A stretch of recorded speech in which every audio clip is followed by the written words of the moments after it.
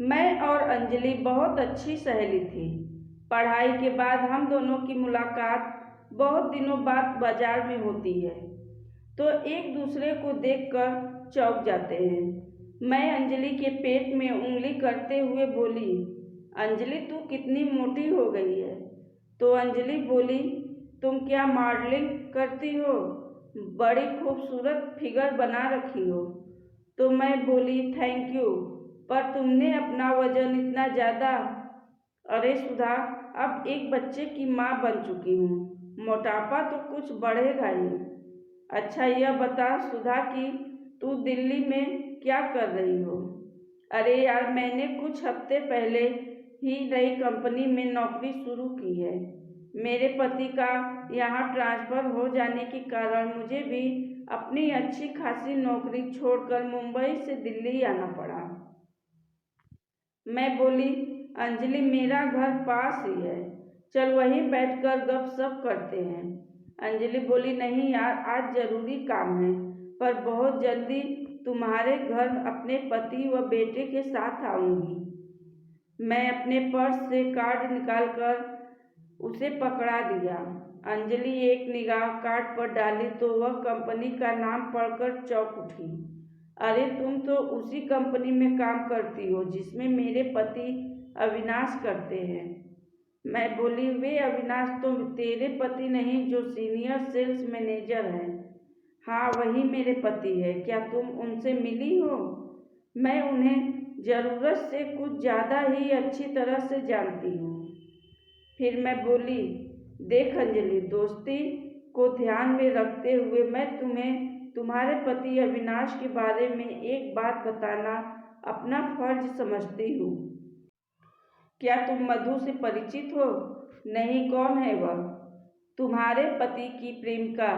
इस बात को सारा ऑफिस जानता है। तो अंजलि बोली, तुम्हें जरूर कोई गलतफहमी हो रही है। सुधा, अविनाश बहुत अच्छे पति और पिता है, उनका किसी औरत से गलत संबंध कभी हो ही नहीं सकता। मैडम, यह मधु कोई औरत नहीं बल्कि 25-26 साल की बेहद सुंदर व बहुत ही हॉट लड़की है, और मैं जो बता रही हूँ वह बिल्कुल सच है। फिर मैं वहाँ से चली गई। उस शाम जब अविनाश ऑफिस से घर लौटे तो अंजलि उन्हें पानी का गिलास पकड़ाया तो मुस्कुराकर उसे आंखों से धन्यवाद कहा। फिर मैं कनखियों से उन्हें बड़े ध्यान से देखने लगी। उनकी बढ़ती उम्र के साथ बहुत ज़्यादा आकर्षक हो गए थे। नियमित व्यायाम, अच्छा पद और मोटा बैंक बैलेंस पुरुषों की उम्र को कम दिखा सकते हैं। सुधा ने मुझे इनके सामने रोने या झगड़ा करने से मना किया था। उसका कहना था कि मैंने अगर ये दो काम किए तो आलोक मुझसे खफा होकर मधु के और ज़्यादा नज़दीक चले जाएंगे। रात को उनकी बगल में लेटकर मैंने उन्हें एक मनगढ़ंत सपना बनाकर सुनाया कि कल रात मेरी कुछ देर के लिए आँख लगी तो मैंने जो सपना देखा उसमें मैं मर गई थी। फिर मैं बोली, देखो आप मेरे सपने की बात सुनकर हंसना मत जी।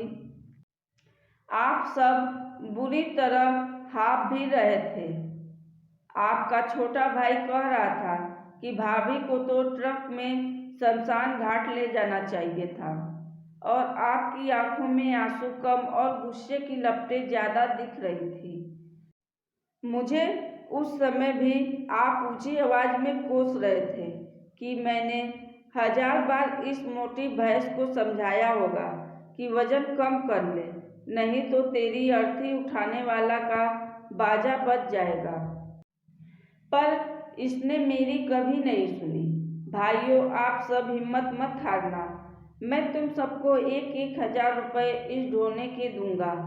आपके मुंह से अपने लिए बार बार मोटी भैंस का संबोधन सुन मैं अर्थी पर लेटी लेटी रो पड़ी थी जी। फिर झटके से मेरी आँख खुली तो मैंने पाया कि मेरी पलकें आंसुओं से भीगी हुई हैं। अब मुझे आप एक बात सच सच बताओ, मुँह से तो आपने मुझे कभी मोटी भैंस नहीं कहा है, पर क्या मन ही मन आप मुझे मोटी भैंस कहते हो? मैंने बड़े भावुक अंदाज में पूछा तो वे ठहाका मारकर हंस पड़े।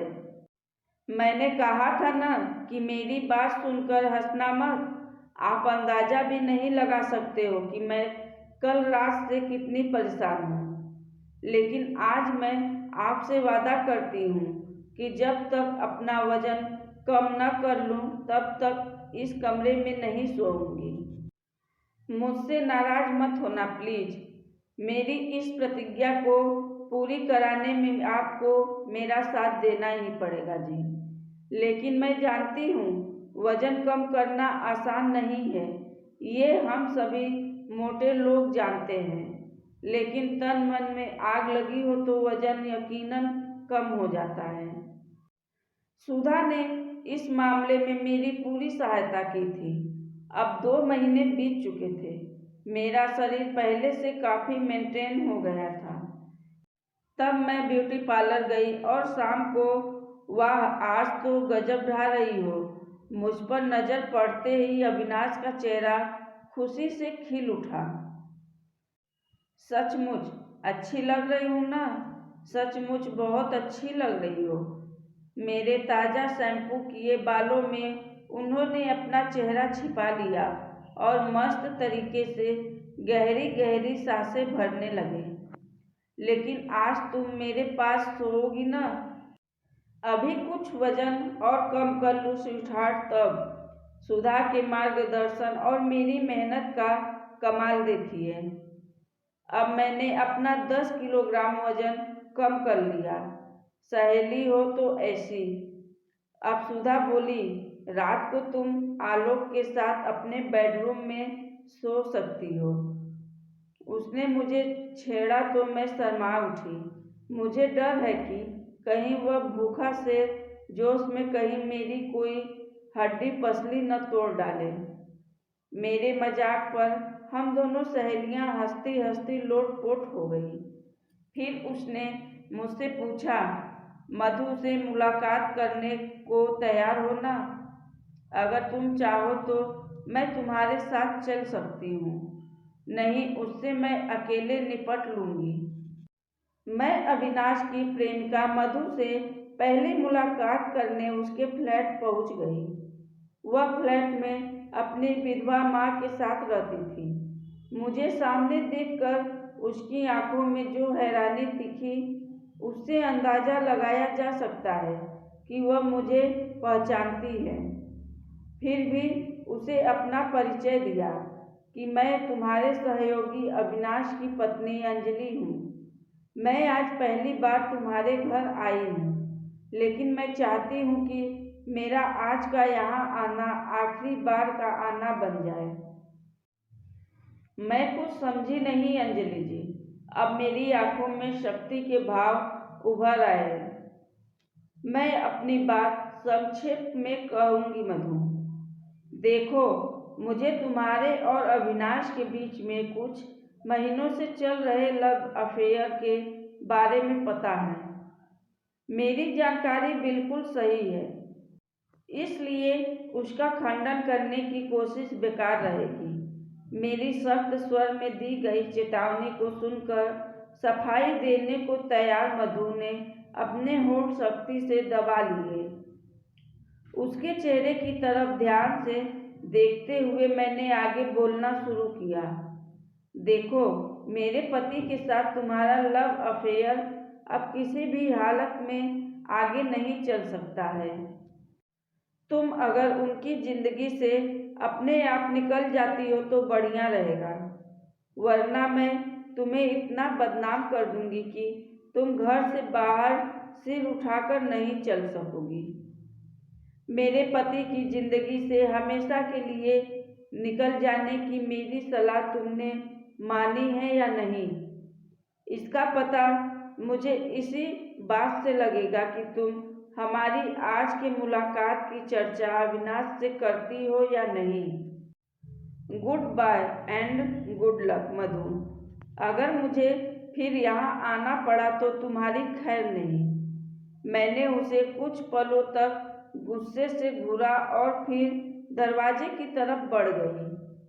उसकी माँ भी ड्राइंग रूम में खड़ी थर-थर काँप रही थी। अपनी बेटी को समझाना कि वह मेरे रास्ते से हट जाए, नहीं तो बहुत पछताएगी। अपनी चेतावनी मधु की माँ के सामने दोहराकर मैं उसके फ्लैट से बाहर निकल आई। आज हमारी उस पहली मुलाकात को 2 महीने बीत चुके हैं और अविनाश ने कभी इस बारे में कोई जिक्र मेरे सामने नहीं छेड़ा। सुधा का कहना है कि मधु ने आजकल अविनाश से साधारण बोलचाल भी बंद कर रखी है।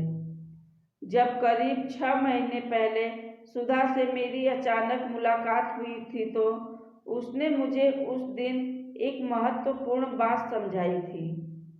अंजलि, हर समझदार पत्नी के लिए अपने पति के साथ संबंध का स्तर ऊंचा रखने के लिए खुद को आकर्षक बनाए रखना बहुत जरूरी है। पति पत्नी के प्रेम की जड़ें मजबूत बनाने में पत्नी की अहम भूमिका होती है। तब पति की जिंदगी में किसी मधु के आने की संभावना भी बहुत कम रहती है। मैंने उसकी वह सीख गांठ बांध ली। अब कुछ महीने से दूर रहने के कारण अविनाश के साथ मेरे संबंध का स्तर जिस ऊंचाई तक पहुंच गया था, मैंने उसे वहां से रत्ती भर गिरने नहीं दिया। दोस्तों, आपको अगर हमारी कहानी पसंद आए तो हमारे चैनल को सब्सक्राइब, लाइक व शेयर जरूर करें। धन्यवाद।